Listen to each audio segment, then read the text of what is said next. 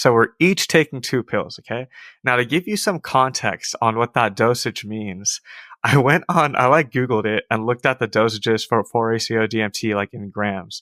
And on the scale from like low dose to very high dose, we were off of the charts past the very high dose phase, dude.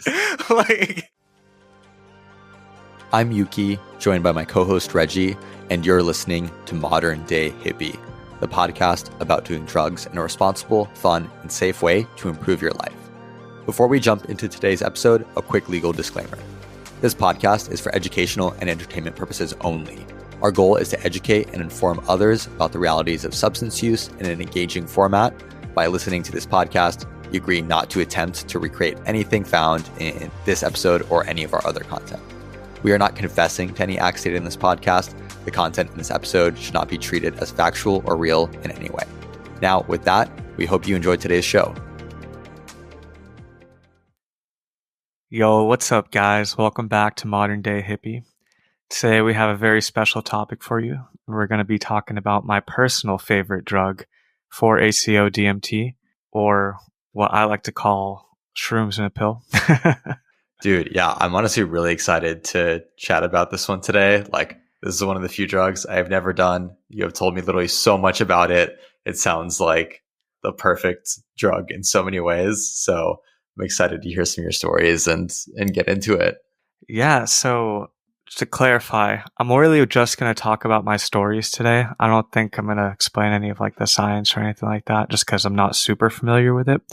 But from what I've been told, for those of you who have never even heard of 4-ACO DMT, pretty much it's just either pressed pill or powder form that you can get online. It's just a research chemical. And it's been used as a replacement for psilocybin therapy by certain labs because it's just easier to get a hold of than psilocybin. And all of the positive benefits that you hear about with like the trials using mushrooms, essentially, all had the exact same effect with 4-ACO.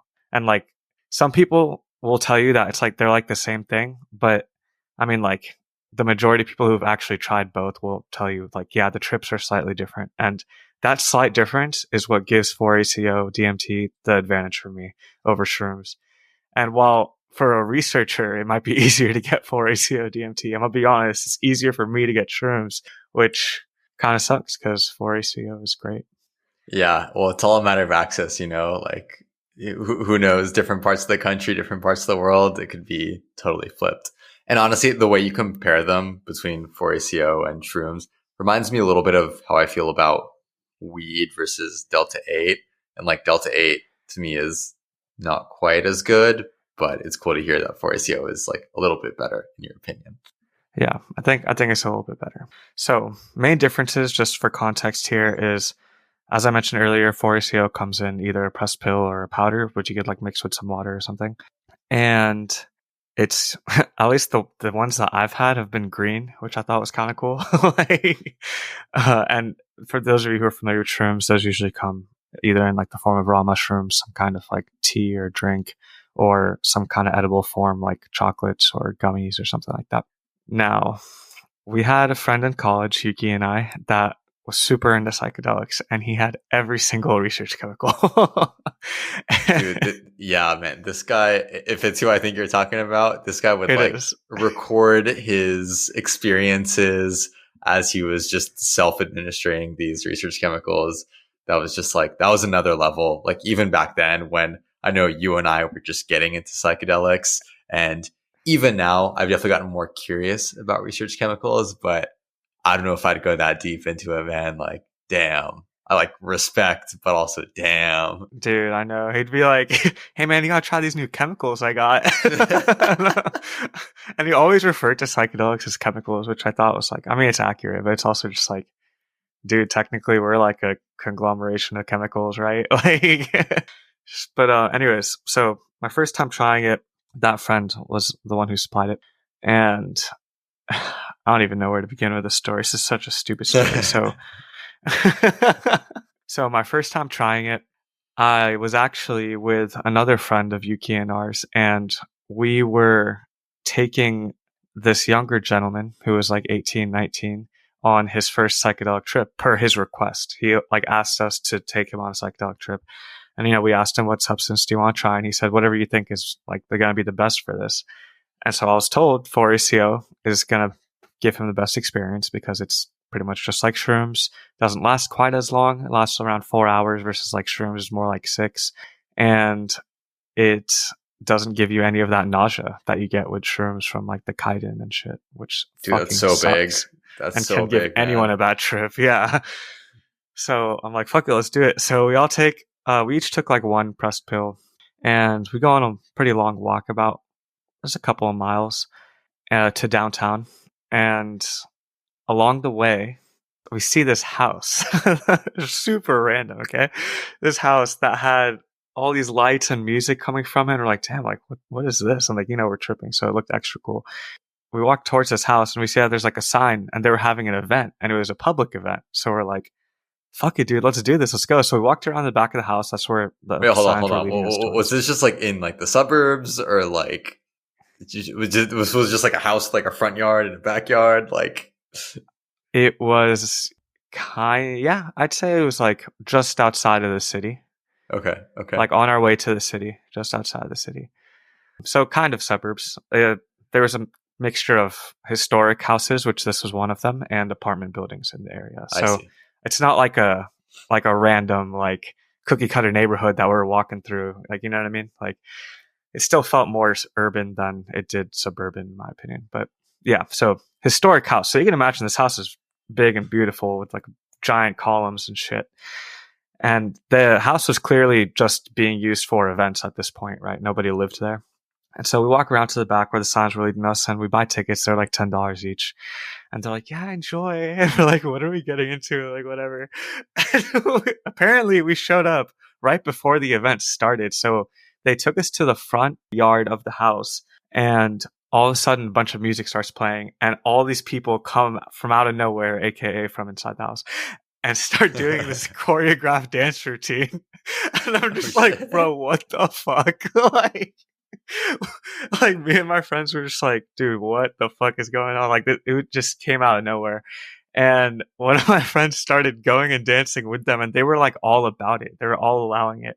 And it was a really interesting group of people. It could either be really fun or really awkward, like when it's choreographed. Well, I feel like the beginning was choreographed, but then they kind of like started freestyling, and that's when like my friend like just went in and he just saw a chick that he thought was really hot, and he starts dancing with her, and it turns out she's the lady who coordinated the whole event, bro. Like she was literally the one who started the event, and then he just was dancing with her. I'm like, damn, bro, okay. Like, wait, and so was this whole event to like watch this group dance, or did you guys figure out like, dude, it gets so much better of this thing? Okay, it gets so much better. Yeah, so we thought that was it, right? Like they just like did this cool dance thing, and like it was amazing to watch while tripping, honestly, especially on like a new substance, right? And everyone was super accepting in that area. Like, people were all dressed in different ways, and like it was you could tell it was like a very liberal crowd that didn't give a fuck that we were tripping, if they could tell. Right. Which they might have been able to tell, to be honest. But after they did that whole thing in like the front yard of the house, they took us into the house, dude. And this is where it got really weird. So every single room in the house was having a different like dance show at the same time. So you can just like wander around between rooms in this house and just see like ballet in one area and then like whatever else in another area. And dude, it was so trippy, bro. Like imagine just like you're like just walking while tripping randomly and you stumble across this house of wonders with all this music and dancing and shit, dude. Like, dude, that really reminds me of a kind of similar experience I had. Totally different context, totally different substance, but that's a good reminder for us to talk about in a future episode. Yeah, so that was insane. And it was a great experience for our friend who was his first time tripping because, come on, dude. You couldn't ask for like a better surprise, right? Yeah, dude, that's badass. Yeah, especially as long as they're not tripping too hard and they've gone in with like a positive vibe, they're doing well. Like that sounds badass. Oh yeah, definitely. And then, so then after that, we we leave, and they were having, because we were on the way to downtown, and they were having a light show downtown, and my friend and the guy that we were giving his trip for the first time, yeah, they went to it, and I did not because I had a final exam the next day and I had to study for it. I think it was stochastic processes or something like. So they leave and I go back home, right? To the frat house that I was living in at the time. And dude, this is so fucked. I'm like, dude, fuck it. Like, I really want to see those lights while tripping. That would be crazy, but I have to do this. Like, I really need to pass this class. So I studied all night, bro. And not only did I not pass the exam, I failed the entire class, bro. No. And I had to retake that shit the next semester. Oh my god. I was like, fuck. I just missed all those lights for no reason. But yeah, so that Yeah, was man, that's my rough. first foray. And I assume by the time you were studying, like you weren't sobered up by that point. You're just staying up, like grinding or whatever. Dude, I don't know, man. No, I was definitely tripping. Oh my god. Like, I was definitely tripping while studying, and I was like reading through the textbook, like solving problems and all this shit. And honestly, dude, like it wasn't even the tripping that fucked me over. Like, I'll tell you that for sure. I didn't know my shit for that class, and there was nothing I could have done that night to fix that. But yeah, don't study on psychedelics. You can, honestly. Like, I feel like you'll still remember everything and learn it, but it's probably not the best tool. I wouldn't use it that way. Yeah, I've definitely thought about this before, and I think there was a Goldilocks zone where it could work. Maybe something a little bit north of a microdose, but I don't know. I've had this kind of like thought of I want to trip pretty hard and just try reading a really good book, which to me I've is done that shit, bro. kind of like studying, but a little bit more enjoyable. And I haven't tried it yet because I've had others to do while tripping. But like my theory is that I would get too distracted, or I'd get like really just kind of wigged out by the words and be like, damn, the words are like swimming on the page. Like, I don't know if I'd actually like read and have the experience of reading, because it does take some concentration and like, getting through a few pages so you really get sucked into it. But I don't know. What was your experience like? Dude, it was great actually, because I was on a pretty heavy dose of shroom tea. I don't know if you remember that party that you showed up to late. That was kind of in the middle of nowhere. Yeah, I do. We gotta tell that story at some point because that party was fucking Yeah, we nuts. do. But and we'll invite over as a guest one of the guys that was there. But there was a period of time during that party where I was just kind of chilling, but because I was like tripping really hard, and I had this book that I was reading on my phone, and it was like a self-help book, but it was very thought-provoking. So I was like, you know what, this is like the best thing for me to read right now. I think it was called Mindsight. It's literally a book called Mindsight. Like, sounds like something you would read on psychedelics. dude, I was reading it. I read this one page like 3 times, but by the time that I like got through it the third time, like I thought so deeply about it and appreciated it so much that I was like, dude, I need to read these kinds of books more often while tripping. And one of my other friends was tripping too, and I was like, dude, just read this right now. And he had the same reaction. He was like, dude, that's so fucking deep. Like, if I read that shit sober, like I wouldn't have thought about it nearly as hard or appreciate what these words actually mean. You should try it for sure. Yeah, I know, that sounds awesome. It reminds me a little bit of how some people say that they'll have 1 or 2 books that they'll just reread like once a year, like books that are like that good. And it's like you read it every time, you get new meaning out of it, or it just sinks in a little bit deeper. And it seems like you can get that same sensation in a single read on psychedelics instead of having Damn, to dude, that's a great way to put like it, a dozen bro. times. That's a great way to put it. You probably are going to end up reading the words like 10 times over in the one session. But, yeah, exactly. It's like you're going to spend a half hour reading like 2 pages of this shit. Literally though. But those 2 pages, bro, you'll never forget the fucking details of that shit, like. Yeah, exactly. Like it'll leave an impact on you, and hopefully it's a solid and potentially useful book that will leave that impact. Maybe don't do it with like Harry Potter or some shit, but I'm not trying to be a hater. I'm just saying, like, I don't know how much you'll really get out of reading fiction in general.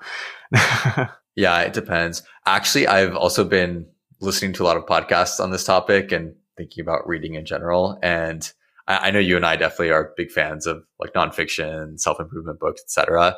But I've been hearing more and more how a lot of just successful entrepreneurs read mostly like history books and biographies. And I have a bit of like a laundry list of biographies to read. And dude, biographies sound baller, because obviously to write a biography about someone, or for someone to write an autobiography, like their life has to be at least like dope enough to make it worth having a biography. True. So it's like reading like badass stories, but these things have actually happened. So I'm starting to get on that binge. And I feel like that could also be a really interesting genre where you just get really deeply into like somebody's life through their biography. I could see that, dude. Dude, the empathy on Psychedelics. Wild, dude.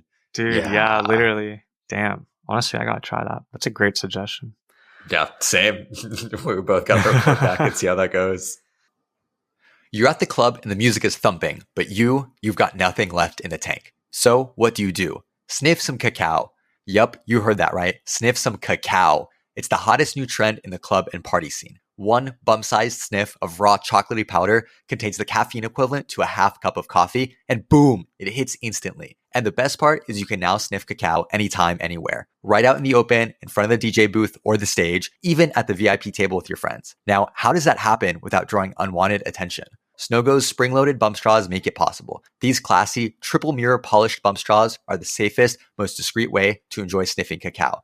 In fact, you've most likely already seen people wearing Snogo's bump straws as pendants around their necks without even knowing it. Discover why sniffing cacao using Snogo bump straws is being called the biggest revolution in partying since the invention of rock and roll. Jump on over to snogostraws.com to learn more.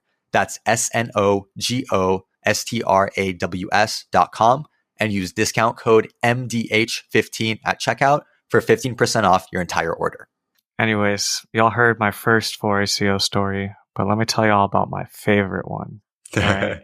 Hold on. Brief intermission here. So you mentioned that it comes in pressed pills or powder usually. Is that right? Yeah, correct. Does that mean that you can snort it? Dude, I was wondering that because back in those days, obviously I never snorted my psychedelics. Do you? Should you? Will it work? I don't know, dude. We should try it. We should order some. Yeah, I mean, honestly, I would love to do some, and obviously we snort 2CB, so I'd be very curious to see how snorting 4ACO would work. Dude, imagine loading up your Snogo with 4ACO. Oh man, and it's green, that's lit. Dude, no one's even gonna think your boogers are fucked up. They're just green. Dude, that's fact. Yeah, it was funny. Well, when we gave your friend some 2CB recently, he's like, "This shit's pink." I'm like, dude, I can't even imagine something being green. Like, that's another level. Straight up. But yeah. Quick side note on that first trip, I forgot to mention this, but it was kind of a big moment for me that differentiated 4ACO from shrooms. There was one point where we were walking towards downtown when I kind of looked at my phone, and for a second, I completely detached from reality, and what I was looking at looked like a POV from a Marquise Brownlee video or something. You know what I'm talking about? The tech review guy. I thought I was in one of his videos, just watching my phone for a second. And then I snapped back into it and I was like, holy shit. Never happened to me on shrooms before. Damn, dude, that's crazy. Yeah, no, that's super interesting. I'm so excited to try this drug, dude. Yeah, dude, we'll do it soon. Anyways, one of my favorite trips ever. Well, or at least the strongest trip that I've ever had, hands down, 100%. And I've definitely referenced it a few times on the podcast before, but I've never really told the full story, I feel like. So this was New Year's a couple of years ago where my friend and I decided to take some acid and go to a party. So, I give her one tab, I take one tab, and we go to the party. And it's just a house party for New Year's. And, it's fun. Everyone's drunk. Yuki was there. He was hammered. Back when he used to drink. Fucked up that night, bro. I barely remember that I was fucked up. But yeah. Dude. So we go to this party. And we're having a good time tripping. I told some of the people that were there that we were tripping. And they accommodated really well. So it was a really great vibe. And then the girl I was with, who's my friend, told me that she wanted to take more acid, just trip even harder. So I was like, dude, fuck it. I still have another half tab. Let's split it. So we each took another quarter tab at the party. And she kept on doing this thing where she was drinking a lot of water. And I was like, hey, are you sure that you want to keep drinking water? We're not drinking alcohol. So you're probably pretty well hydrated already, And then she's like, no, I don't know. I just feel like it's a good idea to keep drinking water. And she had at least a gallon, bro. It was ridiculous. But anyways, tripping at this party, great vibes, Big Booty Mix playing in the background of a music video and shit. Those were the days, bro. Those were the big booty golden age. I know, man. New Year's happens. We have our New Year's kiss, whatever. And then also on a side note, the girl I was with convinced me that I had to kiss one of my best friends because he was my best friend. And I was like, what? And she's like, yeah, it's New Year's. So like, he's like, you kissed me, but like, you also have to kiss him. And I was like, I was tripping so hard. I was like, fuck it, I guess. Like, yeah. So I gave him a peck, but it's like, what, no homo, you know what I'm saying? But right, it doesn't right. matter, I guess. But, we've all been there. Yeah, we've all been there. And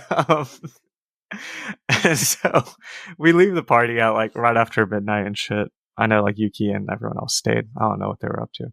But we go back. I check on my dog to my apartment, and we each decide to take 2 pills of 4-ACO DMT in addition to the acid that we took. So we're each taking 2 pills, okay? Now to give you some context on what that dosage means, I like Googled it and looked at the dosages for 4-ACO DMT like in grams. And on the scale from like low dose to very high dose, we were off of the charts past the very high dose phase, dude. like extremely high dose, literally wasn't even on the fucking chart. On top of the acid, bro. So we didn't realize, and of course I Googled that later. I didn't realize how big of a dose we were really taking. I was like, fuck it, let's double it. And so that's when the real intensity of this trip begins. And this is like when people like show you those YouTube videos and shit, or like you see on TV, like people tripping and it's crazy. Dude, this was it, bro. Like it's real. I know that we thought it wasn't real for the longest time, but we just weren't tripping hard enough, dude. Like, or maybe not on the right shit. I don't know. Like, so, man. So this girl and I, our whole goal of doing this was like, we decided that we wanted to watch the walls melt together. That was like our whole thing. And we definitely did that. Yeah. And so visually, that was like the most obvious thing that was happening. All of the walls and everything was just like all turning into psychedelic patterns, and not necessarily like fractals, but more wavy, like spinny, wavy, cloudy type of shit. And it was super intense. Like we'd look at the ceiling, which was just like a blank slate. And you know how like ceilings are kind of textured sometimes? Yeah. All of that texture was just blending together and moving around like a fucking, like, I don't know, like the ocean or some shit. Like, that's lit. And one of the craziest parts was when I then looked at her head starts coming off her body and swirling around and leaving a trail, just like back in the day with like Windows XP when like the windows were like hella laggy and they would like drag around when you moved them. Oh my god. That was happening with her fucking head, bro. Like straight up glitch in the Matrix shit, dude. I was like, what the fuck is happening? So we're both tripping like insanely hard. Okay? Right. And so we're like, okay, like, fuck it, dude. Like, let's watch something, right? So we start watching something. I think we were watching like New Girl on Netflix. Great show. Which is, a very like, chill vibes, right? Yeah. Very chill vibes. And we tried to, I wanted to play music and she wasn't down. She was like, it's too much stimulation. Yeah. So we didn't. Yeah. But, oh well. Honestly, we played music for a little bit and it kind of was a lot, but I probably just had a little bit more of a tolerance than her, which ties into the next part of the story. But anyways, we're watching New Girl and all of the faces were morphed, like completely morphed, dude. Like, like annoying orange. You know how like the eyes are huge and the mouth's big? Dude, like everyone looked like the annoying orange guy. Like it was nuts, bro. And like I didn't even recognize the character. I've seen this show before, bro. I didn't even recognize half the characters. Like I knew who they were, like, but like everything was so fucked up visually that like I was really just enjoying the visuals. Like I didn't even care what was happening plot wise. And the craziest part for me, dude, and I know I've mentioned this on the pod before, was the fucking time hallucinations, dude.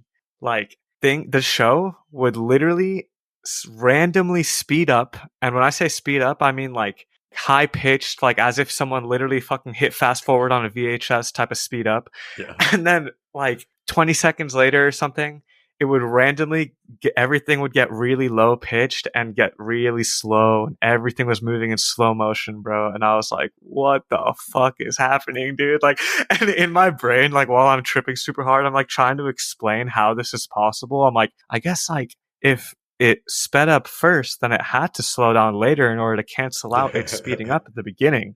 And that way we're back to normal time now. Right. Like, I mean, that makes sense to me, dude. dude, right? That's what I'm saying. Yeah, man, it was nuts. And then at one point when we're watching New Girl, the girl I'm with, she started complaining that it was really cold and wet. And I'm like, what are you talking about? Like, it's not cold. You're Like, just, you're like, chilling tripping. in You know what I bed, mean? Like, it's right? not cold and wet. Yeah, we're just chilling in bed watching TV. Like, literally Netflix and chill. Like, Yeah, exactly. and I was like, oh, she's probably just tripping, whatever. And so I kind of just like reached my hand over and I realized it is actually cold and wet. Ugh, okay. And I realized it was because she pissed herself, bro. Oh my god, bro. And I was like, oh, fuck. I didn't want to tell her because I didn't want to freak her out. You know what I mean? Yeah. And so I was like, oh, like something must have spilled from the ceiling or some shit. Like some bullshit, bro. We were under the covers. Like, yeah, what a it wouldn't have even save, made bro. sense. You know, at some point, like, and then I helped her, like, you know, we'd already slept together, so it wasn't a big deal to see her naked or anything. So I helped her take off her wet, like, underwear and pants and then put on some pajama pants that I had. And she ended up catching on to the fact that she was peeing. And keep in mind, she drank like a gallon of water, so I don't blame her at all for this. Yeah. Okay, like this would happen to anyone on psychedelics and drinking that much water. And yeah, she ended up catching on that she was peeing because she ended up peeing like 5 times, and I just kept switching out her pants, bro. Like, Jeez. and I was like, "Do you want to just like hang out in like the bathroom, like in the bathtub?" Like, and she's like, "No, I don't like the lights in there." And I'm like, "Fuck!" Like, so it was chill, not a big deal. Yeah, and then it was pretty cool because after, you know, all that shit, a few of our friends came back to the apartment from like downtown because they were like partying for New Year's and they're all hammered. And so we go out because obviously we're still up.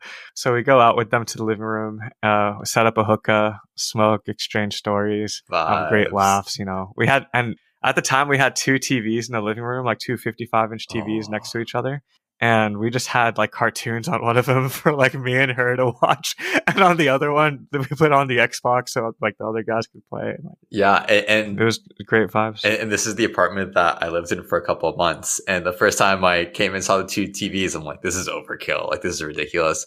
But man, the amount of possibilities you get with 2 TVs, like, very underrated. I feel like this should be a much more common thing to have in any apartment where there's like 3 or more people living in it. Yeah, and we had like when you were living there, we had like 6 people living in that apartment. So like we definitely leveraged both TVs. Oh in the yeah, living room, oh yeah. for That sure. place was its own flavor of clown house.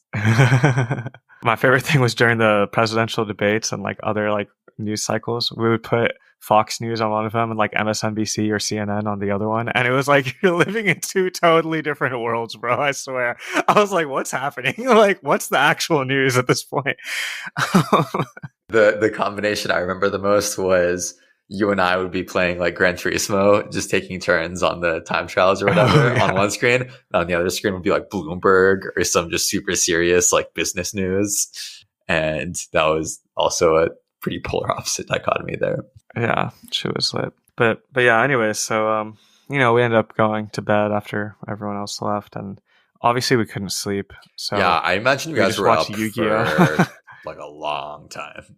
We were up almost all night, and we just watched Yu-Gi-Oh until we like passed out, which honestly was a great comfort show for both of us. We both watched it as kids. We would play Yu-Gi-Oh together, like me and her, like with the actual cards and shit. So it was really nice and comforting. Yeah. I feel like it's good to always have a show that you know is your comfort show that you can just whip out when you need it. Like for me, it's Bob's Burgers. If I'm ever like tripping too hard or whatever, usually Bob's Burgers will get me like feeling really good and warm and fuzzy inside. Hell yeah. Yeah, man. All right. Well, those were banger stories. Again, let's make sure we get some for Echo soon because I really want to try this. It's going to be awesome. Yeah, guess more stories to come. Oh yeah. I'll need to share my first story as well, hopefully in the not too distant future. But thank you guys for listening today. That's the pod. Truly, thank you for listening to the show. We seriously fucking appreciate it. If you want to help us out, just leaving a rating or a comment, you know the drill, would be incredibly helpful. But more importantly, share the knowledge and the love with your friends. Make sure they're getting the information they need on this topic that is so underserved and underappreciated in today's society. We'll see y'all next week.